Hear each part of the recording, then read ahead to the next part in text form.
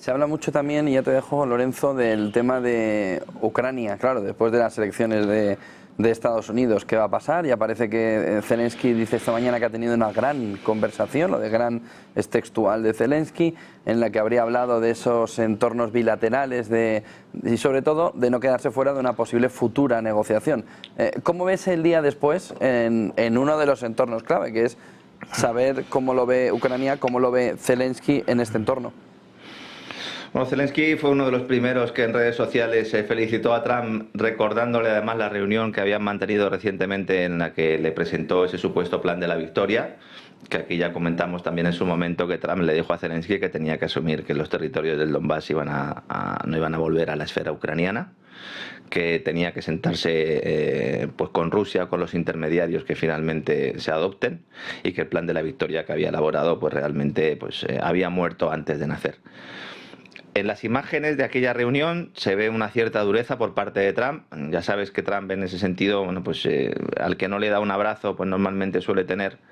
un cierto acercamiento, y cuando muestra un alejamiento, cuando muestra pues una actitud más fría, lo está haciendo sobre todo de cara a la opinión pública para mostrar que con Zelensky pues evidentemente no hay buena sintonía. El primer mensaje que traslada la nueva administración Trump a Zelensky es: esto lo podemos hacer contigo o sin ti.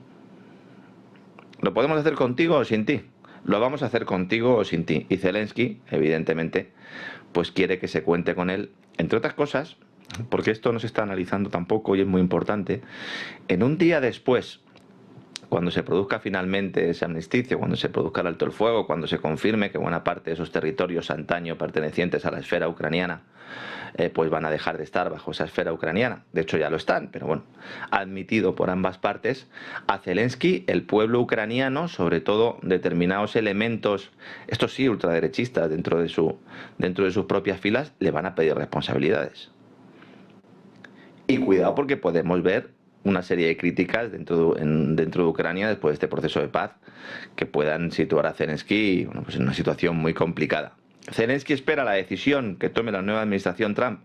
quemando las últimas opciones, recibiendo más dinero de la administración saliente y prorrogando una ley marcial en Ucrania y la movilización general durante 90 días hasta el 17 de febrero. Recordemos que la nueva administración no toma posesión hasta mediados de enero, con lo cual, pues como estas prórrogas se suelen hacer 30, 60, 90 días, se le ha decidido asegurarse 90 días,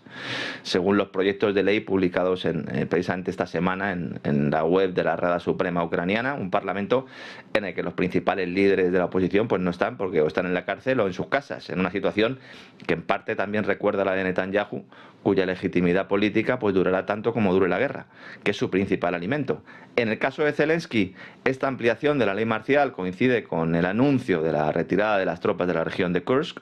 según acaba de revelar también una de las diputadas ucranianas que más está criticando a Zelensky, que también está cuestionando a ese comandante en jefe de las Fuerzas Armadas de Ucrania, Alexander Sirsk, que ve como este frente, el de Kursk, pues puede ser el que ponga fin a la guerra si Trump cumple con su promesa y promueve ese cese de hostilidades, poniendo en marcha el tan ansiado proyecto de reconstrucción, en el que también tienen la mirada puesta esos gigantes de Wall Street, y que habrá que fiscalizar bien teniendo en cuenta los precedentes anteriores, sobre todo el de Irak, donde el fraude y la corrupción en el reparto de las ayudas públicas fue tan elevado que aún hoy hay decenas de millones de dólares que no se sabe realmente dónde fueron a parar, ¿no? Y hablando de dinero, antes lo he mencionado brevemente, antes de que Trump tome posesión, hace unas horas la web Político informaba de que la administración de Biden va a aprobar una serie de paquetes de ayuda a última hora, en lo que supone pues en realidad un regalo más, ¿no?, para un complejo militar industrial norteamericano que se ha hecho de oro con la guerra.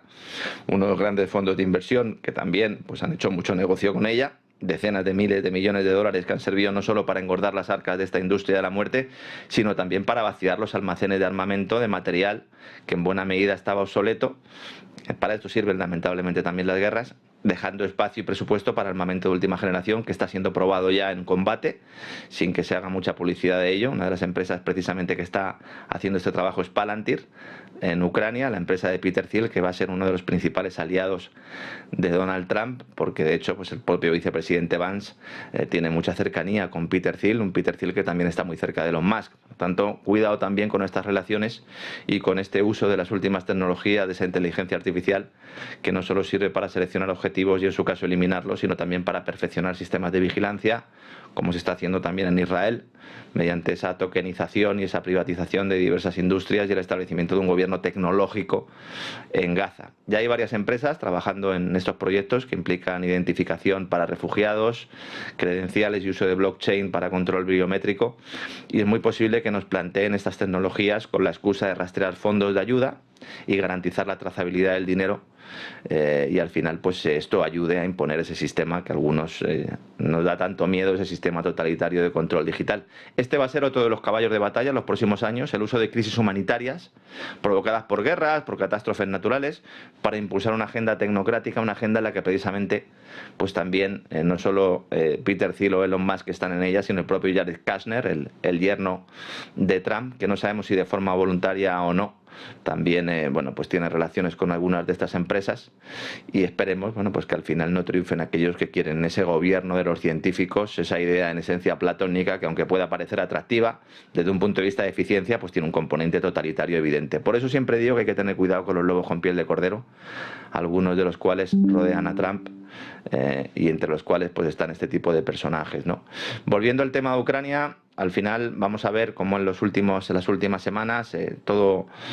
va a apuntar, sobre todo antes de que Trump llegue al poder, pues se van a ir quemando las últimas naves y vamos a ir viendo progresivamente esa retirada que no solo se produce por decisión gubernamental del propio Zelensky o por la presión norteamericana, sino porque es que ya prácticamente no quedan personas que puedan ir a filas en Ucrania. Se está reclutando de forma forzosa, incluso en industrias, en fábricas, y lamentablemente pues tenía razón Joe Biden en aquella profecía que hizo casi el primer día de la guerra, de que hasta el último ucraniano iban a estar en guerra. Pues lamentablemente prácticamente hasta el último ucraniano ha caído en esa guerra, José Antonio. Gracias, Lorenzo Ramírez, por toda esa fotografía. Buen día y buen negocio. Muchas gracias, José Antonio.